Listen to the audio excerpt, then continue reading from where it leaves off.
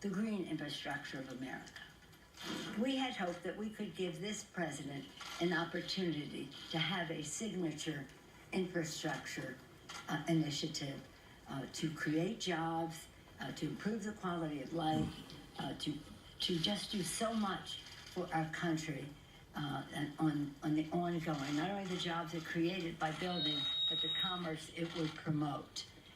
And that included roads and bridges and mass transit, broadband into rural America and other underserved areas, clean water, wastewater, all of the things that have enormous needs. The American Society of Civil Engineers says it's in the trillions, the deficit we have. We're talking about a couple $2 billion. For some reason, maybe it was lack of confidence on his part, that he really couldn't match the greatness of the challenge that we have, wasn't really respectful of the Congress and the White House working together. He just took a pass, and it just makes me wonder why he did that. In any event, I pray for the President of the United States, and I pray for the United States of America. I'm pleased to yield now to the distinguished Democratic leader of the Senate, Mr. Schumer. Well, thank you, Speaker Pelosi, and to watch what happened in the White House would make your jaw drop. We Democrats believe in infrastructure. We believe our roads and bridges need repair.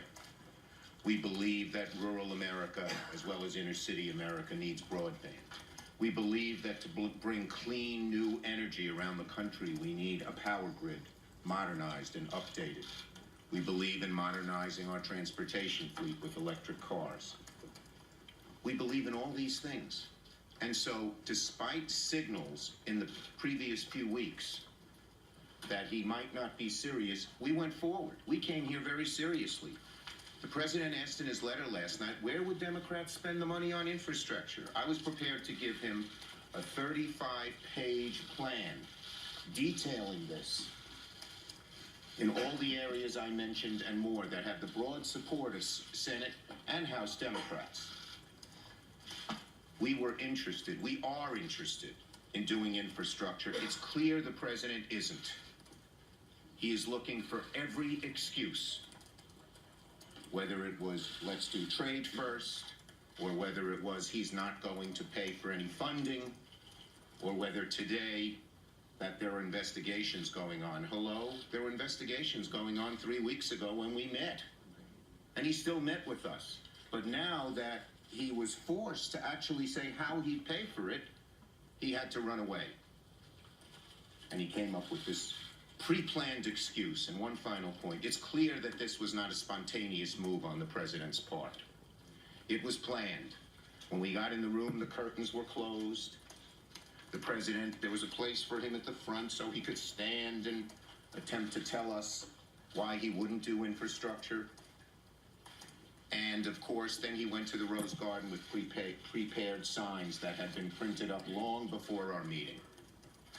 We want the president to do infrastructure. We want our Congress to perform its constitutional responsibilities and create jobs, create income, create wealth for the average American. We can do both. It's clear the president doesn't want to do any of that. I just would add this one thing, that we had a very distinguished delegation to the Congress, very powerful House and Senate. As you can see, distinguished leader on the Appropriations Committee, Senator Patty Murray, Mr. Carper, the ranking member on the Committee of Jurisdiction that oversees some of what we're talking about here, Richie Neal, the chair of the Ways and Means Committee in the House, our distinguished Democratic leader in the House, Steny Hoyer. Where's your turban? Is he this way? The Senate Whip, or we call it Assistant Leader, whatever the title is in the Senate. Number two. Debbie Stabenow of Michigan, a leader on all of these issues in her committees in the Congress. Our Assistant Speaker, Mr. Ben Ray Lujan of New Mexico, our distinguished whip of the House, Democratic whip of the House, Mr. Clyburn, the chair of the, I love saying chair, the chair of the Transportation Infrastructure Committee, appropriate to this discussion, Mr. DeFazio, and the top Democrat on the Finance Committee in the United States Senate, Ron Wyden. So we came with heft, with commitment, with knowledge, with hopes, with a shared vision of creating this great jobs initiative for our country, and spirit of President Eisenhower when he instituted the interstate highway system. It was important for jobs and mobility. It was a national security initiative, and it was bipartisan. Lyndon Johnson and Sam Rayburn in the House and Senate, the President of the United States, Dwight Eisenhower, we had hoped that we could do something comparable. Unfortunately, the President isn't ready for that. Thank you all very much.